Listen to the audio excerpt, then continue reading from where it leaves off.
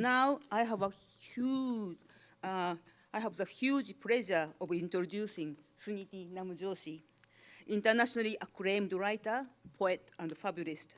She is the author of many books, which include Feminist Fables, The Blue Donkey Fables, The Fabulous Feminist, Aesop the Fox, The Good-Hearted Gardeners, and Matriarchs, Chaos Epic Villains, and a deeply moving and mind-opening memoir of her cat, Suki.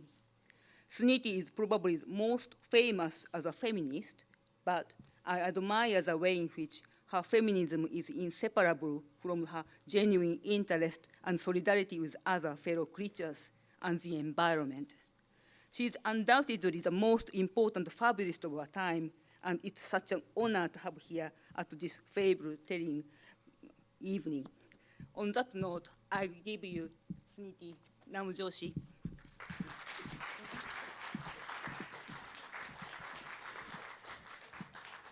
Hello, everyone. And thank you so much for asking me. I don't know which bit is better. The best bit, listening to all of you, writing fables because of some of the things you've said, or reading to all of you. Thank you.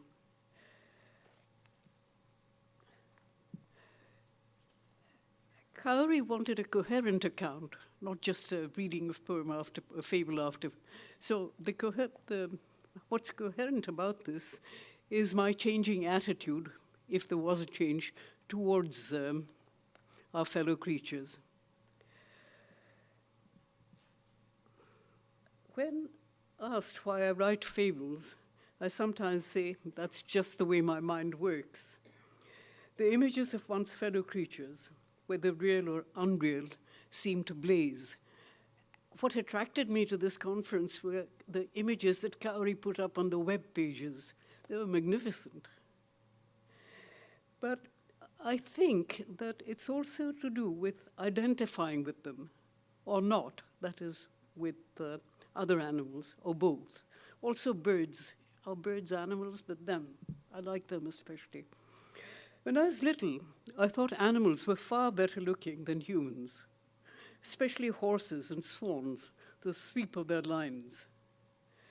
Then when I got older and got laughed at and scorned for not fitting in, for not knowing my place, for being stroppy, and for being a lesbian, I started identifying with my fellow creatures, that I'd rather be an animal.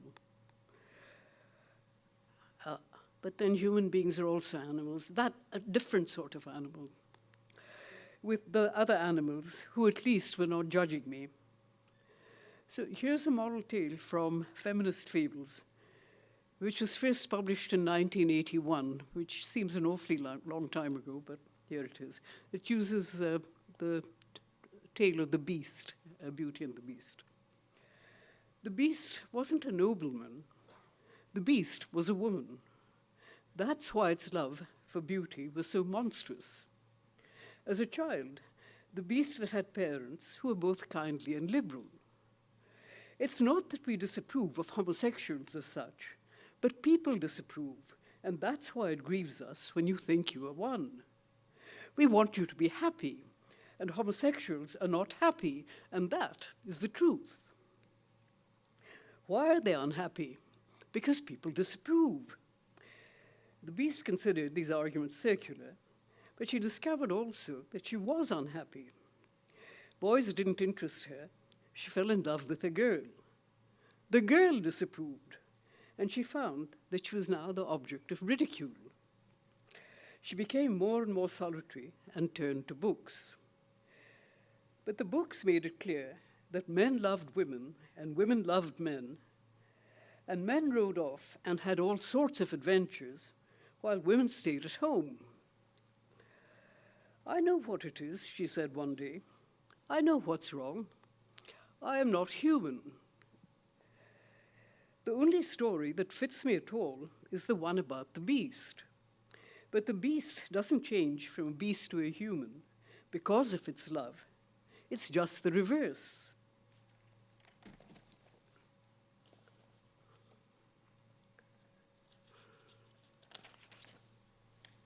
The beast isn't fierce, it's extremely gentle. It loves beauty, but it lives alone and dies alone. And that's what she did. Her parents mourned her, and the neighbors were sorry, particularly for her parents. But no one was at fault. She had been warned, and she hadn't listened. Now, I was also aware of the danger of reading too much of ourselves into other creatures, and Kauri wanted me to read fables exclusively, not poems, but I'm cutting the poem called Mute Swan and reading you a poem. This is the one time I've disobeyed Kauri, so. Because this particular poem, I think, speaks most clearly to the underlying theme that runs through almost everything that everyone's been saying. That we talk at our fellow creatures, or for them, and we don't hear them. It's called animals. You spoke, and the animals returned to their cages, though all they had done was stand and look. Animals, you said. Why do poets write about animals? My heart lurched. It's their silence, I mumbled, knowing I had pitted my speech against theirs, precisely in order to mine that silence.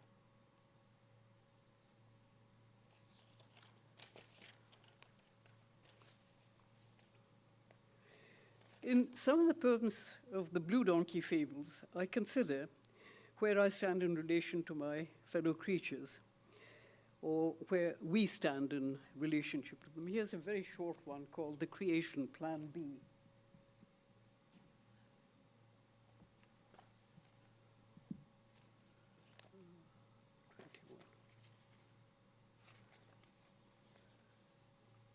One day, Parrot said to Tortoise, I say, let's make the world.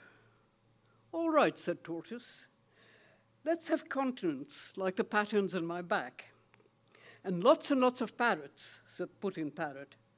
Yes, said Tortoise, and an equal number of tortoises. Of course, said Parrot. For a moment or two, they contemplated the world they had agreed upon. I say, said Tortoise, breaking the silence, do we have to have people? No, replied Parrot. Phew, said Tortoise, and they lived happily ever after.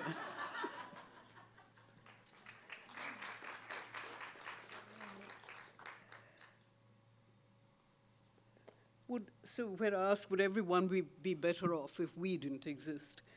But there's a fable called The Fox and the Stork about sameness and difference,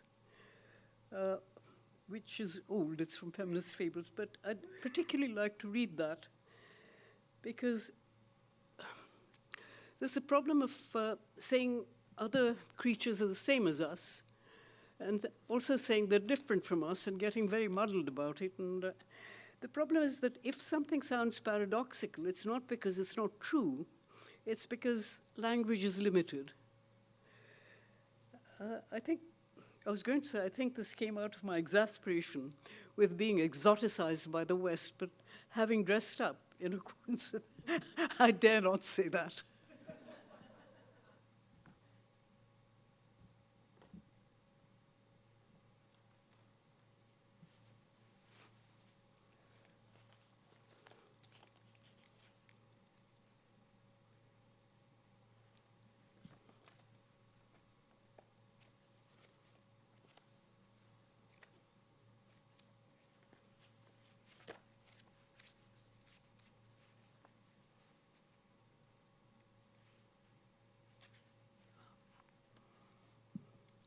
One day, a fox invited a stork for a visit. As soon as stork arrived, fox started saying that she herself was a very progressive fox and intended fully to respect Stork and Stork's individuality. "Thank you," said Stork. "Now," said Fox, "I do not wish to make any assumptions. And so I must ask you, do storks in fact eat?" "Yes," said Stork. "How extraordinary," said Fox. "And do they eat food, or do they eat some amazing and unlikely dish?" "We eat some amazing and unlikely dish," said Stork. "How delightful," said Fox. "How absolutely charming. And tell me," she added, "have storks ever been known to drink?" "We drink on the 5th and 7th of each month, except in leap year. Then we drink on the 14th. "How curious," said Fox. "How very interesting. And can storks speak? I mean, I see that you're speaking, but are storks fluent in ordinary speech?" "No," said Stork, shaking her head sadly. "We ration words, and I've used up mine for at least 3 centuries. I must be leaving," and left abruptly. In her work on storks, Fox has computed that the average stork utters 17 words, exactly 17, in every century.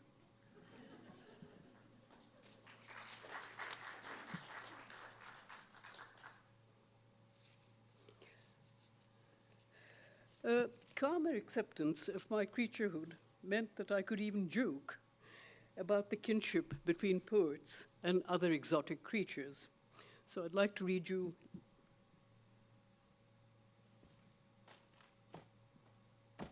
a fable called Lost Species. There's that very famous painting of Rousseau's called The Equatorial Jungle, where those 2 creatures lurking amongst the ferns and whatever exotic plants and trees you see there. I was thinking of those 2 creatures. It's called Lost Species.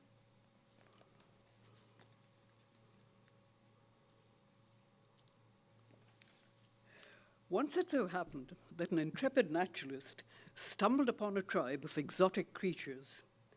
They looked a bit like rabbits and a bit like piglets, but they might have been apes or possibly hyenas. "Aha," said the naturalist, "a find, a veritable find. I shall be famous."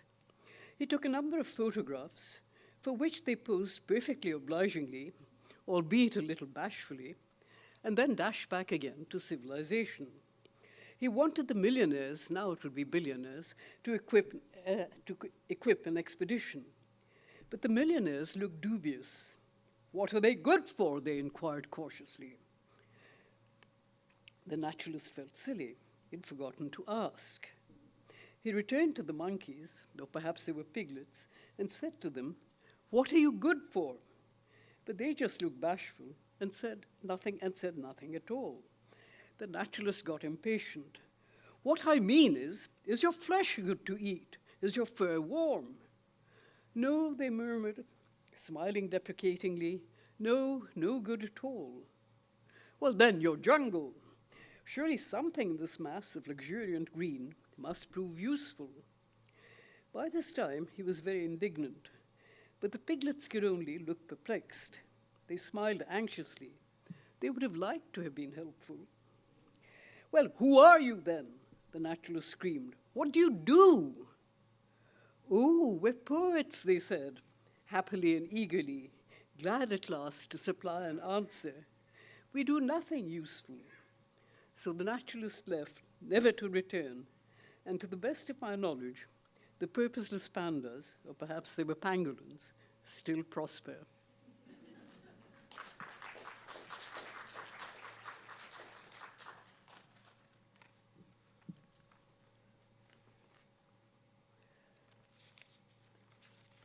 Now, Suki wasn't someone in a fable.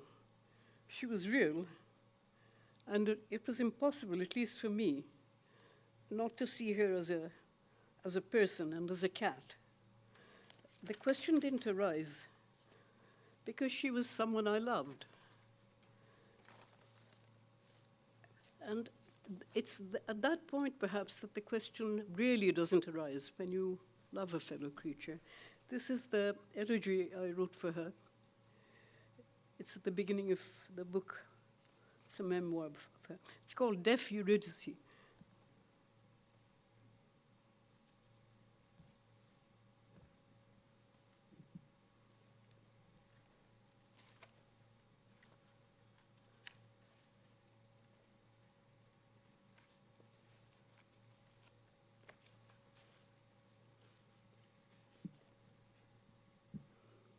For Suki, died 27 July 1997. Sometimes the murmur of longing is so tentative, and the thought of a caress so tangential, that the senses strain to hear what, after all, cannot be said. And it's then that the temptation arises to write a lie on the water, scribblings on sand, or to describe from the way, or to descry from the way the leaves moved and the light fell, what shadows portend. This is twilight time, Orpheus time, Demeter time, when they call the long dead, and deaf Eurydice struggles to hear, and hearing nothing, falls behind, till her footfall makes no imprint save on the mind. I suppose that could be an elegy for a human person, but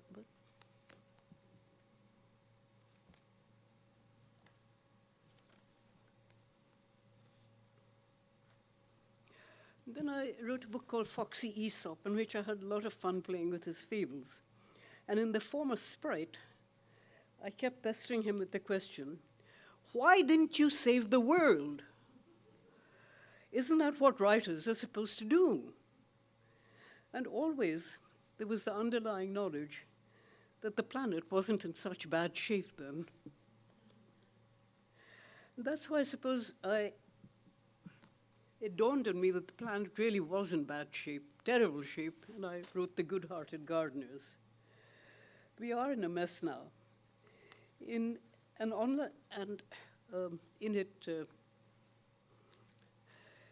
it's not just that the birds and beasts talk, they talk English, because that's all we understand. And anybody, after all, it's colonized everything. So, and there are analogies between colonization of,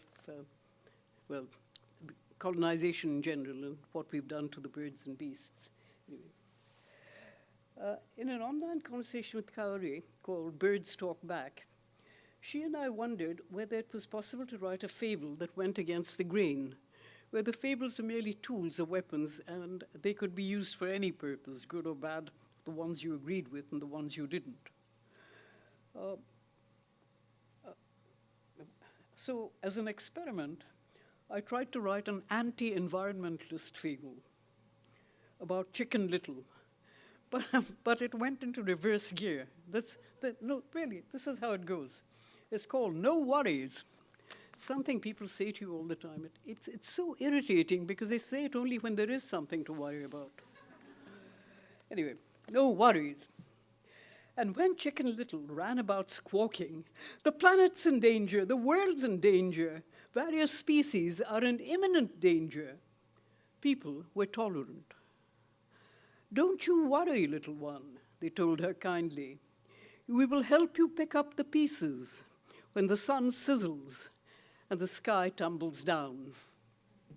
Yes, that's what happened. I tried. Where do fables come from?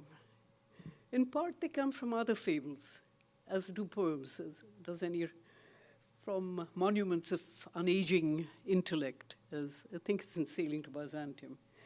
But they also come, this is the Circle Animals decision, Yeats again, from the rag and bone shop of the heart.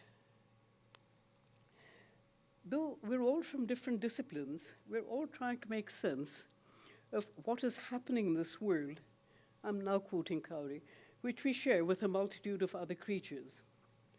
And we're also concerned with avoiding disaster.